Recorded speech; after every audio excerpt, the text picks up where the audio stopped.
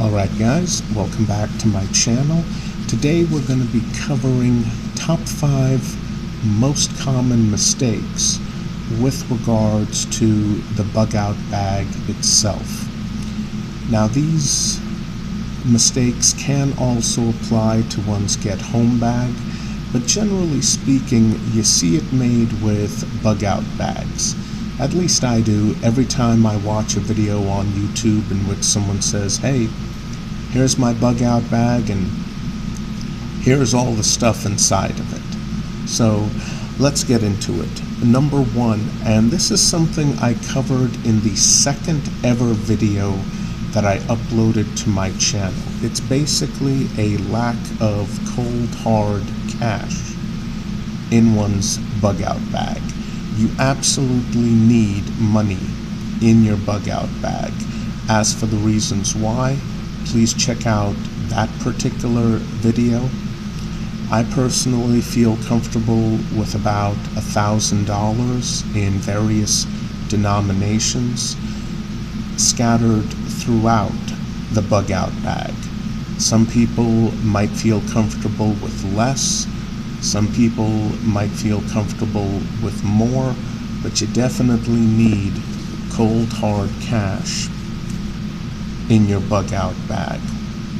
Now, along with that, don't treat your bug out bag as a source of emergency funds if you're not actually bugging out.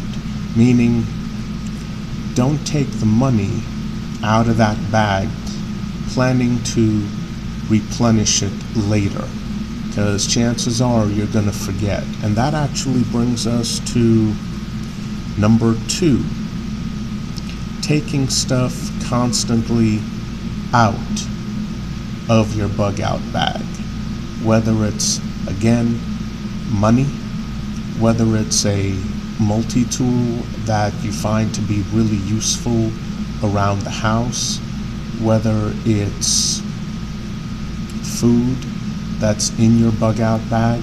The only time you should be taking out food from your bug out bag is if the food that you have stored inside is close to the expiration date and you plan on eating it before it expires, and so you plan on replenishing it immediately.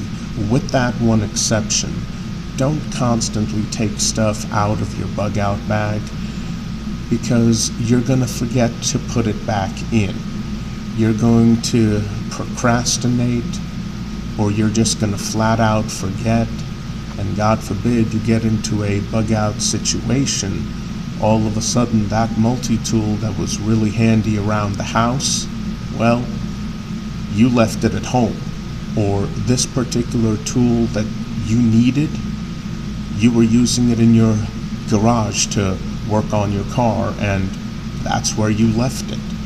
I mean, if there's especially a particular tool in your bug out bag that you notice you're constantly taking it out of your bug out bag to use at home, just buy another tool exactly like it. That way you can use it at home and you still have it sitting in your bag where it belongs. Alright, number 3, having way too much stuff in your bug out bag. I mean, this is a huge one. If I've seen some videos where people have everything except the kitchen sink in their bug out bag. Literally. It's like that's the only thing that's missing. And the problem when you have too much stuff in your bug out bag, stuff that you really don't need, is that there's a pretty good chance that you forgot to put an obscure item that you do need into your bug out bag because you have so much stuff in there. And another problem is weight. Keep in mind, there is a very real possibility you might have to bug out on foot, if not the entire length of your journey to your bug out location, or at least partially. And if you can't take your bug out bag and toss it on your shoulders and walk several miles with it without being fatigued, then yeah, you've got way too much stuff in there. And that also goes hand in hand with number 4, getting the wrong type of bag for bugging out. Now, a small duffel bag or a small gym bag, depending on how far away you live from work, might actually be ideal for you for a get-home bag. But a typical bob is going to be something that you can use to survive relatively comfortably anywhere from realistically 3 to possibly 4 days max. So you're going to need something that won't cause you a great deal of fatigue when you're carrying it. And I'm sorry, but a duffel bag or any type of shoulder bag that goes across one shoulder, not good enough. Any type of pack or backpack that has only shoulder straps, not good enough.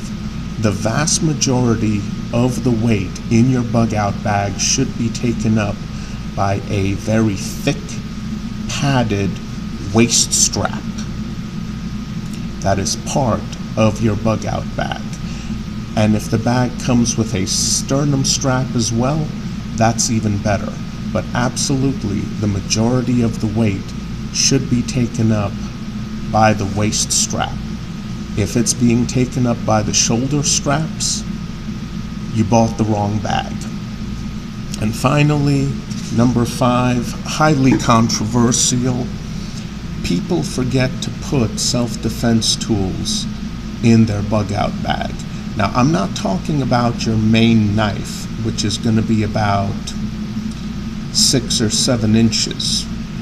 That's a tool. Yes, you can use it as a weapon, but a lot of average people have a psychological block when it comes to doing so. Using it against someone, even in a fully justified self-defense situation, is going to be very difficult for most people. Your knife is a tool. Can you use it for self-defense? Yes. Are you yourself individually able to do so? Maybe not. So here's the thing.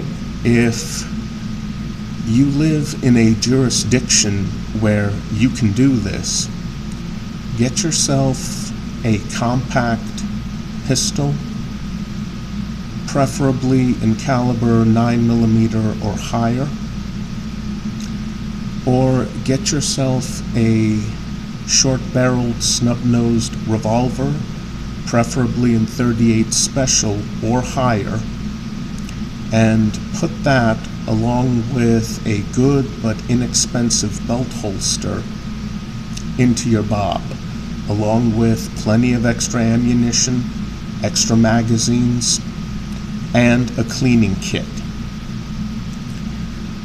Yes, it's very controversial, but if you're in any type of situation that would require you to bug out of your house and hightail it on foot or in your car, chances are you will realistically encounter a self-defense situation where you're going to need a firearm, specifically a handgun. Now, if you can't get one of those, I highly recommend going to REI, getting yourself a large canister of Bear Defense Pepperspray. REI sells it. It's a large canister, but it's still small enough to fit on your belt in a holster. Get one of those. That's the only substitute to a handgun that I feel is appropriate. Alright guys, I'll see you in the next video. Have a good one.